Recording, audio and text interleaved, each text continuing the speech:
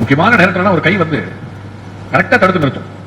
சரியான நேரத்துக்கு சரியானவா வருவா, கை கொடுப்பா, நடக்கும், அற்புதம் நடக்கும். ஆனா பூர்ணமான நம்பிக்கை நமக்கு இருக்கணும். ஒரு வைஷ்ணவ குடும்பம், அவ வீட்டுல ஸ்ரீ சக்கரத்தை வச்சு வழிபாடு பண்ணிட்டு இருந்தான். ஸ்ரீ யந்திரம் இருக்கு இல்லையா, யந்திரம் ரெண்டு விதம், ஒண்ணு படம், இன்னொன்னு 3 டைமென்ஷன் வடிவம். இங்க படம் மாதிரி யந்திரம், அந்த யந்திரத்தை வச்சு பூஜை பண்ணிட்டு இருக்கான். என்னன்னு தெரியல, குடும்பம் பூரா அவ்வளவு கஷ்டப்படுறது. எல்லாருக்கும் காய்ச்சல், குளிர், கடன், ஒரு பக்கம் வியாதி, இன்னொரு பக்கம் கடன், நிம்மதியே இல்லை, சதா சர்வகாலம் மாத்திரை மருந்து, அக்கம் பக்கம் சண்டை. எப்படி இருக்கும் அந்த வாழ்க்கை? இத்தனைக்கும் வீட்டுல ஸ்ரீயந்திரம் இருக்கு, அதுக்கு பூஜை எல்லாம் பண்றான். பாக்குற வாழ்க்கை என்ன தோணும்? இவ்வளவு பக்தியா இருக்கா, ஆனா இவ வாழ்க்கையை கஷ்டப்படுறாரு. அப்ப கடவுள்ன்றதெல்லாம் பொய்யோ அப்படின்னு நாட்டியம் பேசுறவனுக்கு இது ஒரு தெம்ப கொடுத்துரும் இல்லையா? அதனால நேரா என்ன பண்றது தெரியாம தவிக்கும் பொழுது பெரியவாளை பாக்குற ஒரு பாக்கியம் வாழ் வருது. பெரியவாளை பார்த்து சொல்றான், இந்த மாதிரி நாங்க சரியா தான் இருக்கோம், எந்த ஜென்மத்து பாவமோ அல்லது எப்ப செஞ்ச கர்மமோ தெரியல, ரொம்ப கஷ்டப்படுறோம் பெரியவா.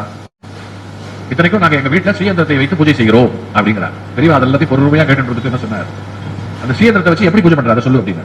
என்ன பெரியவா, பூ போட்டுதான், சந்தன குங்குமம் வச்சு பூ போட்டுதான், அதுக்கு முந்தைய ஏதோ ஒண்ணு பண்ணுவனி அப்படின்னா. என்ன அப்படின்னு உடனே அப்பதான் சொன்ன, 10 பாத்திரம் தேய்க்கிற மாதிரி அது நல்லா தண்ணியில அலசி தொடச்சிருவேன், கிளீன் பண்ணிட்டு தான் அதுக்கப்புறம் நான் இதெல்லாம் வைப்பேன் அப்படின்னு.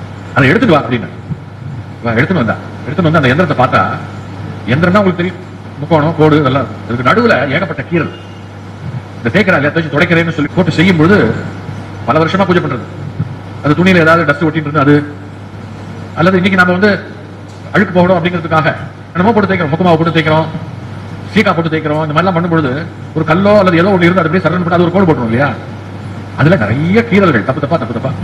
அந்த கீரலுக்கு அர்த்தம் என்ன தெரியுமா? எதிர் விதை. அதாவது ஒரு கரண்ட் நேரம் மெயின்ல இருந்து ஃபேனுக்கு வந்தா ஃபேன் சுத்தும், ஃபேனுக்கு போற கரண்ட் வெளியில செவுத்த தொட்டு இருக்க, அந்த செவுத்த தொட்டா ஷாக் தானே செய்யும். அப்போ கரண்டோட குற்றம் இல்ல, அது அதோட வேலையை செய்யறது. வச்சிருக்கிற விதத்துல நம்ம தப்பு. அவர் என்ன பண்ணாரு, இந்த எந்திரத்தை பூஜை பண்ணாத, இதுல நீங்க வழக்கி சுத்தம் பண்ணி சரி பண்றேன்னு சொல்லிட்டு ஏகப்பட்ட கோடை போட்டு வச்சு, அந்த கோடு ஒவ்வொன்றும் தப்பு தப்பா, எப்பவுமே எந்திர கணக்குங்கிறது ரொம்ப துல்லியமானது, அது கூட இன்னொரு கோடு போட்டு இழுக்கும்போது அது கஷ்டம் மாறிடுறது. உதாரணத்துக்கு நமக அப்படின்னு சொல்லணும், நமக அப்படின்னு சொன்னா வணங்குகிறேன் அப்படின்னு, நமக அப்படின்னு ஹாக்கு பதிலா கா போட்டா அர்த்தமே மாறிப்படும். ஒரே ஒரு சொல் இருக்கே, அந்த ஒரு சொல் அர்த்தத்தையே மாத்திடும். இவா போட்டு தேய்ந்த தேசத்துல கண்ட கீரல் விழுந்து அதுதான் இவாளுக்கு இவ்வளவு கஷ்டத்தை கொடுக்கும். நீ டெய்லி அதுக்கிட்ட போய் என்ன கேட்டு தெரியுமா? கஷ்டத்தை தான் கேட்டு வாங்கிருக்க, உனக்கே தெரியல, அஜ்ஞானம். அதை ஒரு விதிதான் பண்ணிட்டு வச்சுப்போமே. ஆனால் அந்த குறையை எடுத்து சொல்லி நிவர்த்திக்கக்கூடிய ஞானம் யாரிடம் இருந்ததுன்னா பெரியவாங்க. புதுசா ஒரு யந்திரம் வாங்கு, அந்த யந்திரத்துக்கு பூஜை பண்ணு, அது எல்லாம் உனக்கு பழையபடி நல்லதை செய்யும்னு சொல்லி அதே மாதிரி கொண்டு போய் கோயில கொடுத்துட்டான். ஒரு புது யந்திரத்தை வாங்கிட்டு வந்து அதுக்கு எல்லாம் பண்ண ஆரம்பிச்சு, அதற்கு பிறகு காலத்தாலே இந்த கஷ்டங்கள் எல்லாம் நீங்கி, அப்பதான் அவளுக்கு தெரிஞ்சது யந்திர வழிபாடு அப்படிங்கிறதும் மந்திர வழிபாடு அப்படிங்கிறதும் எவ்வளவு சரியா இருக்கணும். அதுல ஏதாவது ஒரு நூல் மாறித்துன்னு சொன்னா கூட அது எப்படி எல்லாம் பலனை பாதிக்கும் அப்படிங்கறதெல்லாம் தெரியும்.